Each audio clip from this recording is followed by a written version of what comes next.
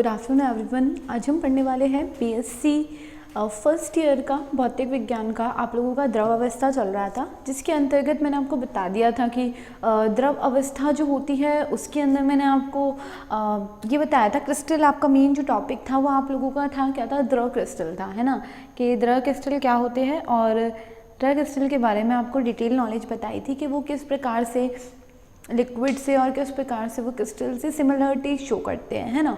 उसके बाद मैंने आप लोगों को ये बताया था कि द्रव क्रिस्टल जो होते हैं वो हमारे पास ना 3 प्रकार के होते हैं, सोमैटिक, न्यूमैटिक और कॉलिस्टेरिक 3 प्रकार के होते हैं, ये मैंने आपको बताया था। अब देखो क्या हो रहा है कि इनके स्ट्रक्चर को समझाने के लिए, इनके शेप को, इनके स्ट्रक्चर को, इनका जो मतलब कॉम्पोजिशन है उसको समझाने के लिए क्या है, कुछ थीरीज दी गई थी, है ना। उसके बारे में हम पढ़ेंगे। दूसरा ये कि अगर द्रव क्रिस्टल को बनाया गया है, द्रव क्रिस्टल अगर एग्जिस्टेंस में है तो ऑफकोर्स सी बात है उनका कोई ना कोई यूज़ होगा, तो हम उनके यूजेस के बारे में स्टडी करेंगे कि उनके यूजेस हमारे पास क्या क्या होते हैं, ठीक है। तो आपका जो आज का पहला टॉपिक है वो रिलेटेड है आप लोगों के पहला जो है वो है theory of liquid crystals, the स्वयं थ्योरी एंड इट्स एप्लीकेशंस, या फिर द्रव क्रिस्टलों का सिद्धांत, स्वयं सिद्धांत तथा उसके अनुप्रयोग। सेकेंड है जो आप लोगों का है वो है आप लोगों के पास जो आज का टॉपिक है वो है द्रव क्रिस्टलों के अनुप्रयोग के बारे में, है ना। तो देखो हम उसको पढ़ने वाले हैं। जो आपका पहला जो टॉपिक है वो शुरू होता है आप लोगों का स्वयं सिद्धांत या इसके अनुप्रयोग। देखो हम लोग जानते हैं कि जो हमारे पास जितने भी लिक्विड क्रिस्टल्स होते हैं, जितने भी हमारे पास लिक्विड क्रिस्टल्स होते हैं, है ना, मैंने आपको बताया था जितने भी लिक्विड क्रिस्टल्स होते हैं वो सारे के सारे किन से मिलके बने होते हैं, द्रव क्रिस्टल। द्रव मतलब क्या हो गया वो कि उनके अंदर कुछ ना कुछ क्या रहता है, हमारे पास द्रवों के गुण उपस्थित रहते हैं, है ना, कुछ ना कुछ लिक्विड के गुण उपस्थित रहते हैं, है ना।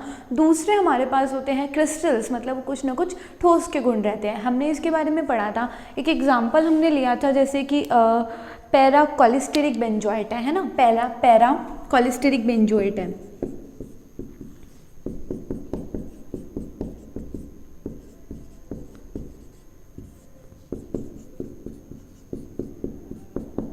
देखो ये हमारे पास है सॉलिड स्टेट में, है ना। जब ये सॉलिड अवस्था में है, जब इसको मैं गर्म करती हूँ कितने तापमान पर, 145 डिग्री सेल्सियस पर जब मैं इसको गर्म करती हूँ तो क्या हो जाएगा, ये ठोस से ये मेरे पास एक लिक्विड क्रिस्टल, मतलब एक टर्बिड लिक्विड, मैंने आपको कल भी बताया था, एक टर्बिड लिक्विड में क्या हो जाएगा, टर्बिड लिक्विड में क्या हो जाएगा, कन्वर्ट ये हो जाएगा।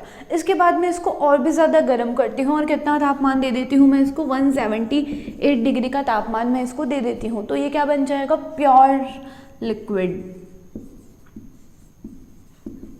ये प्योर लिक्विड में परिवर्तित हो जाएगा, है ना। तो वो तापक्रम मैं आपको बता चुकी हूँ, वो तापक्रम जिस पर भी आपका पैरा कॉलिस्टेरिक बेंजोएट या फिर कोई भी सॉलिड नहीं, कुछ एग्जांपल्स हैं इनके फिक्स, वो सॉलिड गर्म करने पर हमें टर्बिड लिक्विड दे देते हैं, तो वो तापक्रम तो आपके पास क्या कहलाता है, ट्रांजिशन टेम्परेचर या फिर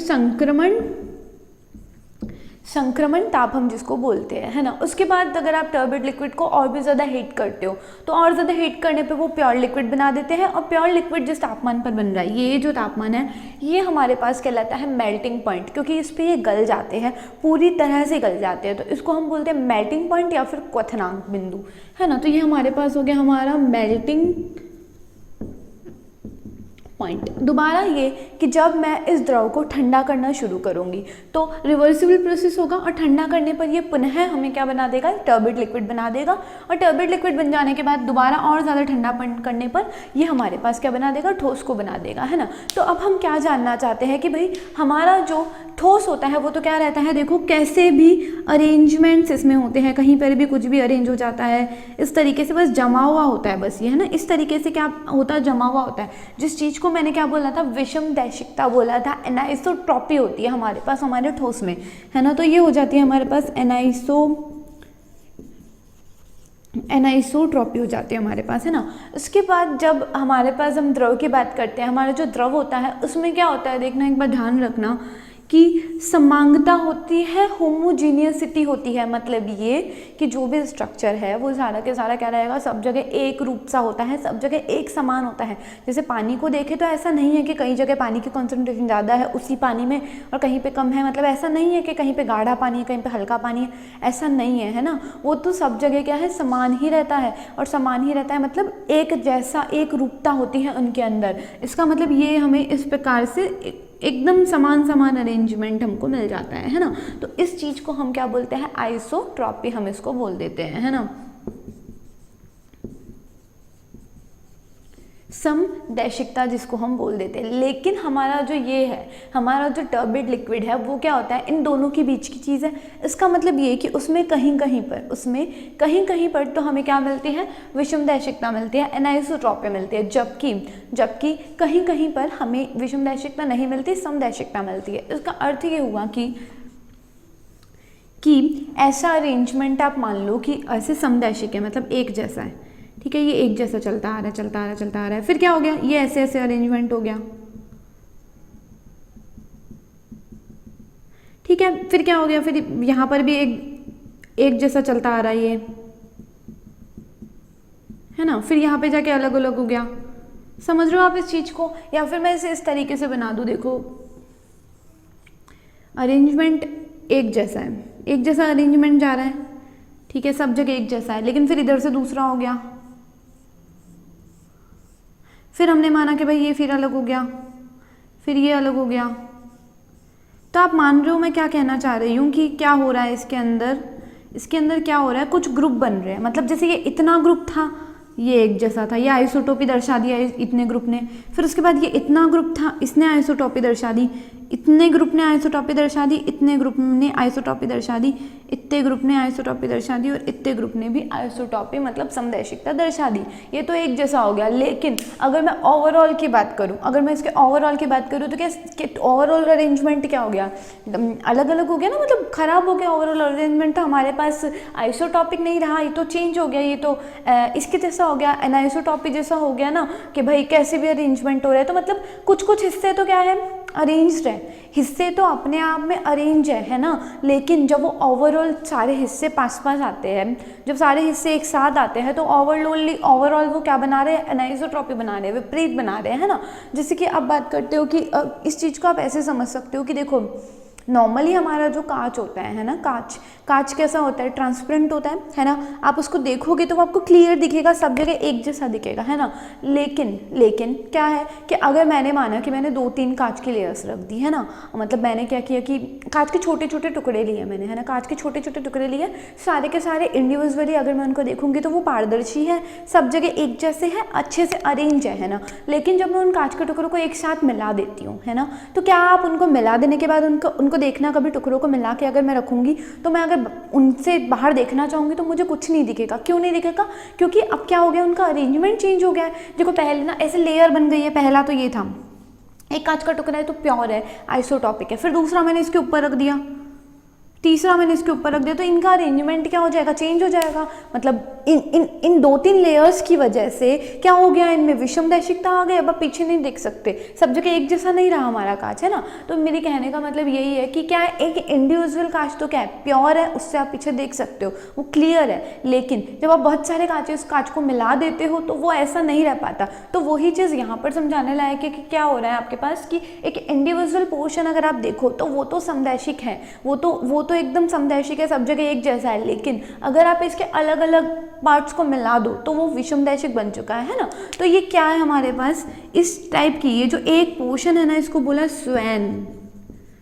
इसीलिए इस थ्योरी का नाम बना स्वैन थ्योरी। क्या होता है कि आपका जो लिक्विड क्रिस्टल है वो बहुत सारे स्वैन जो भी होते हैं उनसे मिलकर बना होता है, ठीक है। और हर जो स्वैन है वो क्या है, अपने आप में एक दैशिक है, अपने आप में वो समदैशिक है, आइसोट्रॉफी है। लेकिन जैसे ही आप बहुत सारों को मिला देते हो तो वो क्या बना देते हैं, हमारे पास एक विषमदैशिकता को उत्पन्न कर देते हैं, है ना। एक बार हम इनको देख लेते हैं, एक बार क्या हो रहा है इसके अंदर। देखो देखो सबसे पहली बात तो ये कि ना लहमान नाम के साइंटिस्ट थे जिन्होंने पहली बार ये कहा कि आपको लहमान का नाम वैसे भी याद होगा, इन्होंने इनकी खोज की थी। तो इन्होंने क्या किया कि इन्होंने बताया कि देखो क्या होता है कि ना आप जब लिक्विड क्रिस्टल्स के बारे में कहते हो कि ये विषमांग है, मतलब मैंने बोला हेट्रोजेनियस है, तो ऐसा नहीं है, ये इंडिविजुअली खुद में क्या है समांग होते हैं, इन्होंने ये कहा। उसके बाद कि ये क्योंकि इनमें क्या रहता है कि फिर बॉस नाम के एक साइंटिस्ट आए, बॉस नाम के साइंटिस्ट आए, उन्होंने बोला कि भाई देखो ये बहुत सारे स्वान से मिलके बने होते हैं, है ना। मैंने अभी आपको बताया स्वान क्या चीज़ है, और जो स्वैन है ये सारे मिलकर एक मतलब बहुत सारे स्वैन मिलकर क्या बना देते हैं, हमारे पास एक लिक्विड क्रिस्टल का क्या कर देते हैं, निर्माण कर देते हैं। और द्रव जो क्रिस्टल्स होते हैं वो एक लंबी श्रृंखला के यौगिक होते हैं, है ना। उसके बाद हम बात करते हैं कि ये इस प्रकार से समांतर क्रम में समूह के रूप में बने रहते हैं। और स्वैन क्या हो गया, देखो एक इंडिविजुअल, इसको क्या बोल दूं मैं, स्वैन जो है ये छोटा सा स्वैन है, ये मिलकर तो एक बड़ा द्रव क्रिस्टल बना रहा है, लेकिन ये इंडिविजुअली हमारे पास क्या कहलाता है, लघु क्रिस्टल कहलाता है ना। हमारा स्वैन लघु क्रिस्टल हमारे पास कहलाता है। तो हम इन्हीं के बारे में बात कर रहे थे कि तो हम इसी के बारे में बात कर रहे थे कि इस तरीके से मिलकर हमारे पास ये चीज़ें बना देते हैं। आप पीपीटी में देख सकते हो, देखो एक सेकंड वाला जो डायग्राम है आप लोगों का, उसमें देखो आप पोर्शंस आपको बने हुए दिख रहे होंगे, अलग अलग के पोर्शन है। हर पोर्शन अपने आप में क्या है, आइसोटॉपिक है, एक जैसा है, लेकिन जब अलग अलग कर दिया जाता है तो वो मतलब ऐसा नहीं रह पाता। दूसरी चीज़ ये कि अब है ना, अब इधर से इधर इनमें अरेंजमेंट कैसे हो रहा है, देखो जैसे जैसे आप स्वैन का, जैसे जैसे आप द्रव क्रिस्टल का तापमान को बढ़ाओगे, है ना, तापमान बढ़ाओगे तो ये क्या होने लग जाएंगे, ये गलने लग जाएंगे। ये हर स्वैन क्या होने लग जाएगा, गलने लग जाएगा। ये हर स्वैन जो है वो अपने आप में गलने लग जाएगा, और गलने की वजह से ये अपने पोर्शंस को क्या करेंगे, एक्सचेंज करेंगे, है ना, एक्सचेंज करेंगे। और एक्सचेंज कर लेने के बाद वो अपने आप को इस तरीके से अच्छे से सब जगह प्रॉपर्ली अरेंज कर लेंगे, है ना। पहले तो अनआइसोटॉपिक गर्म करने पर इनमें जगह बनने लग जाएगी और इनमें मूवमेंट होने लग जाएगा। मूवमेंट की वजह से ये एक दूसरे का प्लेसेस को लेने लग जाएंगे और फिर हमें क्या दे देंगे, आइसोटॉपिक हमको दे देंगे, है ना। तो ये हो गया आप लोगों का स्वैन थ्योरी होगी आपके पास, है ना। तो इसके बाद हम बात करते हैं कि जो हमारे पास देखो आप लोग देख सकते हो सोपी क्रिस्टल आपके पास कैसे दिखते हैं। मैंने आपको पहले बताया था लेयर्स फॉर्म में रहते हैं, सुत्रिल ये रहे, और साधारण जो द्रव है वो आपके पास इस तरीके का होता है ना। उसके बाद हम बात करते हैं कि स्वयं थ्योरी की कमियां, इसके आपके पास डीमेरिट्स क्या है। देखो क्या रहता है हमारे पास कि हमने बात तो करी कि स्वयं को गर्म करने पर, स्वयं जो रहता है उसको गर्म करने पर वो क्या हो गया, सीधा उन्होंने द्रव में परिवर्तित हो गए, है ना हमारे स्वयं। लेकिन देखो इन्होंने क्या कह दिया कि एक निश्चित तापमान पर स्वयं से सीधा द्रव हमको मिल जाता है, जबकि ऐसा पॉसिबल नहीं है। देखो क्या कहने का मतलब है कि इन्होंने कहा कि स्वयं को या इसको जब हम गर्म करेंगे तो ये इसमें परिवर्तित हो जाएगा, है ना, एक निश्चित तापमान पर। जबकि अगर आप देखो ना तो ये इंटरचेंज हो रहा है। तो ये इंटरचेंज क्या है, ये इंटरचेंज से कभी भी एक ऐसा प्रोसेस नहीं हो सकता जो कि बहुत एकदम से होने वाला प्रोसेस नहीं हो सकता, तो धीरे धीरे होगा। भाई क्लास में बच्चे हैं, क्लास में बच्चे अव्यवस्थित बैठे हुए हैं, है ना, या फिर कह लो ग्रुप ऑफ स्टूडेंट्स अरेंज्ड है लेकिन वो टोटल मिला के अनअरेंज्ड है ना। तो क्या होता है, जब वो एकदम अरेंजमेंट करेंगे तो वो अपनी सीट चेंज करेंगे ना, और अच्छे से अरेंज होंगे, तो उसमें क्या हो रहा है, एक कंटिन्यूस प्रोसेस हो रहा है। ऐसा थोड़ी ना है कि अचानक से ही एक जगह से विलुप्त हुए और दूसरी जगह पे प्रकट हो गए और फिर मतलब इस तरीके से चीज़ें हो गई, नहीं हो रही ना। क्या हो रहा है, धीरे धीरे वो जाएंगे, उस जाने में भी टाइम लगेगा, फिर बैठने में टाइम लगेगा, उन सब अरेंजमेंट्स में टाइम लगेगा। तो वो कहने का मतलब यही है कि भाई ये कहता है कि एक निश्चित तापमान के बाद सीधा द्रव हमको मिल जाता है और आइसोटॉपी मिल जाती है, जबकि ऐसा पॉसिबल नहीं है। क्यों पॉसिबल नहीं है, क्योंकि इस अरेंजमेंट में, यहाँ से यहाँ गमन करने में, यहाँ से यहाँ जाने में और इस अरेंजमेंट होने में क्या लगेगा, कुछ टाइम लगेगा। तो ये एक सतत प्रोसेस होना चाहिए, जबकि बॉस नाम के साइंटिस्ट ने इसे एक निश्चित तापमान के बाद बोलकर एकदम अचानक का प्रोसेस बता दिया, जो कि अचानक ही नहीं हो सकता, है ना। तो इसकी पहली कमी तो हमारे पास यही है कि ये मतलब इस तरीके से इस तरीके से क्या करते हैं कि हमारे पास ना ये एकदम अचानक से प्रोसेस को नहीं बताया जा सकता है। उसके बाद देखो हमारे पास हम बात कर रहे हैं लिक्विड क्रिस्टल के अनुप्रयोग। देखो सबसे पहली बात तो ये कि लिक्विड क्रिस्टल काम क्या होता है, आपने LCDs का नाम सुना होगा, द्रव crystal display, liquid crystal display, जो आजकल LCD के टीवी बनते हैं और शायद फ़ोन्स में भी काम में आता है। तो ये सब चीज़ें जो होती है ना, वो सारी की सारी नोमेटिक नाम के जो सुत्रिल लिक्विड क्रिस्टल क्रिस्टल है उनसे बनती है ना। ध्यान रखिएगा ये उनसे बनता है, न्यूमेटिक नाम के। उसके बाद क्या रहता है, देखो आप लोग एक बार समझ सकते हो कि ये क्या है, ये चिकन मतलब चिकने तो नहीं कह सकते, लेकिन इनमें क्या है, द्रव के साथ में थोड़ा सा ठोस भी है, तो ये लुब्रिकेंट के रूप में काम आ सकते हैं। स्नेहक गाड़ियों में लगाते हैं ना वो, तो स्नेहक के फॉर्म में इनको काम में ले सकते हैं हम, है ना। तो इनका हो गया कि ये हमारे पास किस काम में आ जाते हैं, स्नेहक के फॉर्म में काम आ जाते हैं। उसके बाद बात करते हैं कि ना बॉडी के अंदर जब आप कभी भी प्रोटीन और वसा लेते हो, फैट एंड प्रोटीन जब आप ले रहे होते हो, तो हमारी बॉडी क्या करती है पता है, हमारी बॉडी उसको पचाती है, और पचाने के बाद हमारे स्टमक में वो क्या जाते हैं, एकदम लुगदी के फॉर्म में जाते हैं ना। वो लुगदी क्या है, उसके अंदर ठोस पदार्थ भी है, उसमें द्रव भी है, और दोनों का मिक्सचर है, वही तो ये चीज़ है हमारे पास, ये भी वही चीज़ है, इसमें ठोस और द्रव का मिक्सचर है। तो वो जो लुगदी बनती है हमारे पास खाना खाने के बाद जो बन जाता है, वो क्या है, एक प्रकार का हमारे पास लिक्विड क्रिस्टल है ना। तो प्रोटीन और वसा के पाचन के टाइम पे जब बीच में एक अवस्था जो आती है, वो हमारे पास लिक्विड क्रिस्टल्स की अवस्था भी आती है ना। इसके बाद हम बात करते हैं कि इनके अनुप्रयोग के बारे में बात करते हैं। लिक्विड क्रिस्टल पहला जो आपका है वो है लिक्विड क्रिस्टल थर्मेटोग्राफी है, द्रव क्रिस्टल उष्मालेखिकी है। सेकेंड है आपका 7 सेगमेंट सेल है, सप्तखंड सेल है। देखो इस चीज़ को समझिएगा, इसमें क्या हो रहा है,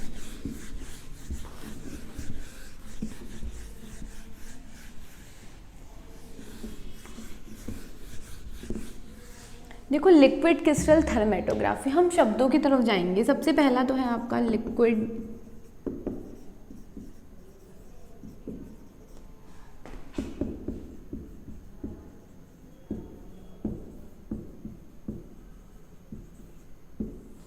देखो लिक्विड क्रिस्टल का एक गुण होता है, मैं आपको बता रही हूँ लिक्विड क्रिस्टल का क्या होता है, एक गुण होता है। वो क्या करते हैं, वो जो होते हैं ना, वो प्रकाश की मतलब टेम्परेचर की अलग अलग अवस्थाओं में अलग अलग कलर शो करते हैं, है ना। मतलब ये कि एक लिक्विड क्रिस्टल टेम्परेचर की अलग अलग स्टेजेस में क्या करता है, अलग अलग क्या शो करता है, आपके पास कलर शो करता है। अब इस कॉन्सेप्ट को हम ना यूज़ में ले सकते हैं। कैसे यूज़ में ले सकते हैं कि जब आपकी बॉडी में मतलब जैसे ये नॉर्मली इस थ्योरी का यूज़ लिक्विड क्रिस्टल थर्मेटोग्राफी या द्रव क्रिस्टल उष्मालेखिकी का उपयोग कहाँ किया जाता है, ये हमारी बॉडी में जब कैंसर की ट्यूमर बन जाती है ना, तो उस टाइम पे उसको यूज़ में लिया जाता है। कैंसर की ट्यूमर को क्योर करने के लिए यूज़ में लिया जाता है, या फिर उसको आइडेंटिफाई करने के लिए यूज़ में लेते हैं। तो देखो क्या किया जाता है कि लिक्विड क्रिस्टल का एक नेचर होता है कि ये अलग अलग टेम्परेचर पे अलग अलग कलर शो करते हैं, है ना। तो अब इस चीज़ को हम कैसे यूज़ में ले सकते हैं, देखो हम क्या करते हैं, बॉडी का वो पार्ट जहाँ पर भी हमारे को इस टाइप की मतलब आशंका होती है कि यहाँ पर हो सकता है, तो हम क्या करते हैं, बॉडी के 2 पार्ट्स में, एक तो नॉर्मल पार्ट जहाँ पर कुछ भी इशू नहीं है, एक तो वहाँ पर, और एक वो पार्ट जहाँ पर भी हमारी बॉडी को हमें लगता है कि कोई इशू है ना। दोनों में क्या करते हैं, हम द्रव क्रिस्टल को डाल देते हैं, है ना, उसको पहुँचा दिया जाता है। वहाँ पर पहुँचा देने के बाद क्या करते हैं, आपको इसके लिए एक विशेष प्रकार के कैमरेज की ज़रूरत होती है ना। अब क्या होता है, देखो बॉडी का वो पार्ट जहाँ पर भी इन्फेक्टेड अगर है, हमें लगता है इन्फेक्टेड है, तो हम क्या करेंगे, ये उसके ऊपर चला जाएगा और नॉर्मल वाले पे भी चला जाएगा। फिर क्या होता है कि नॉर्मल वाले का भी अपना खुद का एक टेम्परेचर होगा, और आपको पता होगा कि जब हमें बुखार कब आता है, जब हमारी बॉडी में कोई गड़बड़ी चल रही होती है ना, तब आता है। मतलब हमारी बॉडी क्या हो जाती है, हीट हो जाती है थोड़ी सी, जब हमारी बॉडी में कोई गड़बड़ होती है ना। या फिर कभी कभी मतलब समझ लो ना आप लोग, तो ऐसा होता है कि अब जैसे वो ट्यूमर पे जाएगा या फिर जो भी पार्ट है जो इन्फेक्टेड है वहाँ जाएगा, तो उस पार्ट में खुद की एक हीटनेस होगी, वो उसकी बॉडी में अंदर चलने वाली गड़बड़ी की वजह से उस ट्यूमर में थोड़ी सी या फिर उस पार्ट में थोड़ी सी क्या हो जाएगी, टेम्परेचर बढ़ जाएगा उस पार्ट का थोड़ा सा, है ना। तो उसका टेम्परेचर की वजह से, उसके खुद के टेम्परेचर की वजह से हमें कलर इम्पार्ट होगा, है ना, हमें कलर मिलेगा। और नॉर्मल वाला जो बॉडी पार्ट है उसकी वजह से भी, उसमें भी नॉर्मली जो हमारी बॉडी की हीट है उसके बेसिस पे भी हमें कलर मिलेगा। अगर इन दोनों कलर्स में डिफरेंस है, तो हम क्या पता लगा सकते हैं कि भाई जिस पार्ट में हमें डिफरेंस है, हम इस कलर के बेसिस पे हम इनका टेम्परेचर पता लगा सकते हैं कि भाई हाँ, टेम्परेचर में कोई ना कोई गड़बड़ी हो रही है, और उस गड़बड़ी के बेसिस पे हमें पता लग जाएगा कि हाँ, ये पार्ट इन्फेक्टेड है ना। जबकि वो पार्ट जो कि नॉर्मल है उसका कलर एक अलग रहेगा। तो अगर इन दोनों का कलर हमें सेम मिल जाता है तो कोई दिक्कत ही नहीं है, तो क्या है कि भाई हाँ आप नॉर्मल हो, आप ओके हो, आपके बॉडी में कोई इशू नहीं है उस पार्ट में।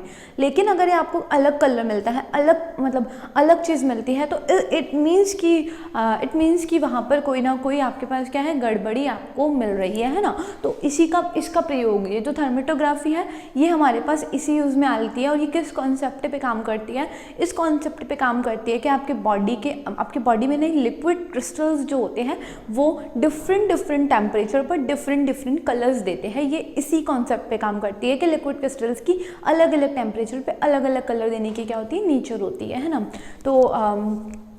तो हम इसके बारे में बात कर रहे थे। देखना क्या रहता है आपके पास कि हम क्या करते हैं कि द्रव क्रिस्टल जो रहते हैं उनके पास क्या रहता है, रिफ्लेक्टिव प्रॉपर्टीज़ होती है। और इसी की वजह से ये डिफरेंट टेम्परेचर के लिए मतलब इनकी एक अलग ससेप्टिबिलिटी रहती है या सुग्राहिता रहती है। और अलग अलग तापक्रम पर क्या करते हैं, ये हमें अलग अलग मतलब तरीके से शो होते हैं। तो ये आपका हो गया द्रव क्रिस्टल ऊष्मा लेखिकी के बारे में मैंने आपको बता दिया कि ये क्या होती है। उसके बाद हम बात करते हैं सप्तखंड सेल के बारे में, बात करते हैं 7 सेगमेंट सेल के बारे में हम बात करते हैं। देखो आपने कभी भी देखो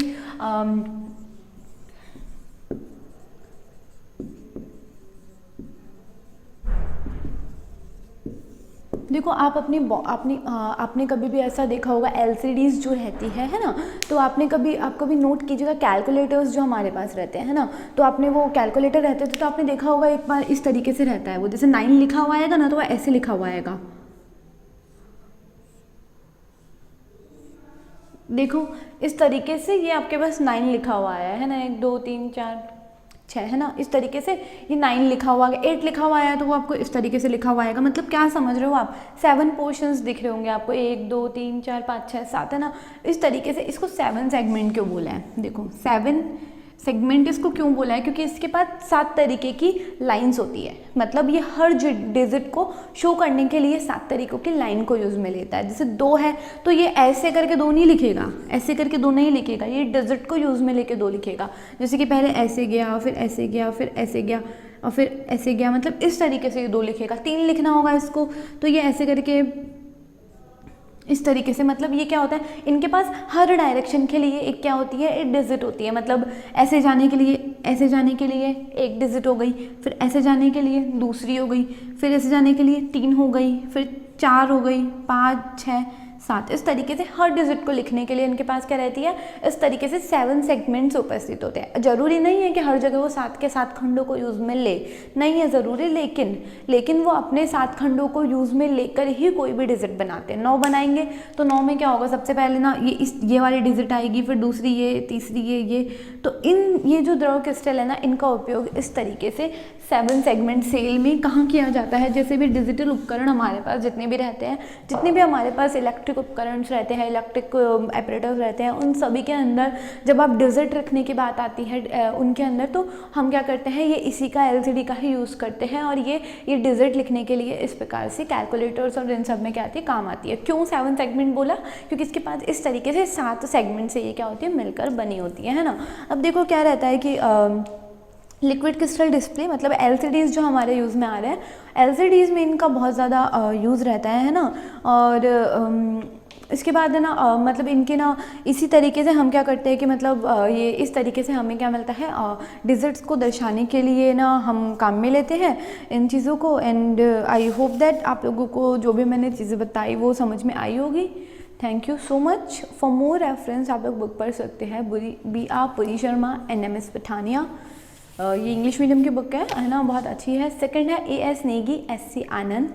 थर्ड है कुंदन जैन। फोर्थ है सुरेश आमिता, RC कंडेलवाल, आराम Mita and J Vardiya. And for more contact आप लोग हमारे कॉलेज के व्हाट्सएप नंबर पर या फिर ईमेल एड्रेस पर या फिर आप कॉलेज कैंपस में आप कॉन्टैक्ट कर सकते हैं। Thank you so much.